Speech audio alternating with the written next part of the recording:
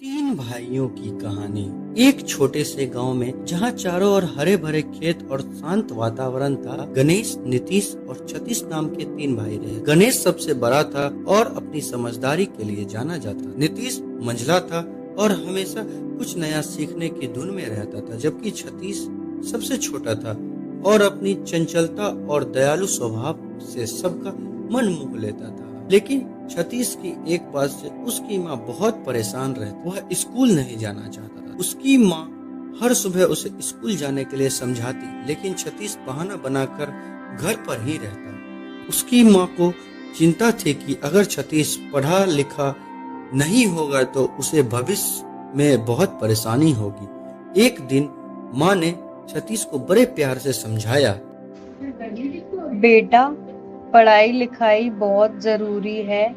यह तुम्हें दुनिया को समझने में मदद करेगी और बड़े होकर तुम जो चाहो। माँ की आंखों में नमी थी और सतीश को पहली बार माँ की परेशानी का एहसास हुआ। उसने फैसला किया कि वो अपनी माँ को निराश नहीं करेगा। अगले दिन से सतीश ने स्कूल जाना शुरू कर दिया। शुरुआत में उसे थोड़ी बहुत मुश्किलों का सामना करना पड़ा, लेकिन उसकी सीखने की लगन और शिक्षकों के सहयोग से उसने जल्द ही पढ़ाई में मन लगने लगा। वह जितना चंचल था उतना ही तेजी से नई चीजें सीखता भी था। उसके बड़े भाई गणेश और नीतीश भी उसे पढ़ाई में मदद करते थे और उसे प्रोत्साहित करते थे। सतीश ने मन लगाकर पढ़ाई की और अपनी लगन और मेहनत से सफल इंसान बना। उसने अपनी शिक्षा का उपयोग गांव के विकास के लिए किया।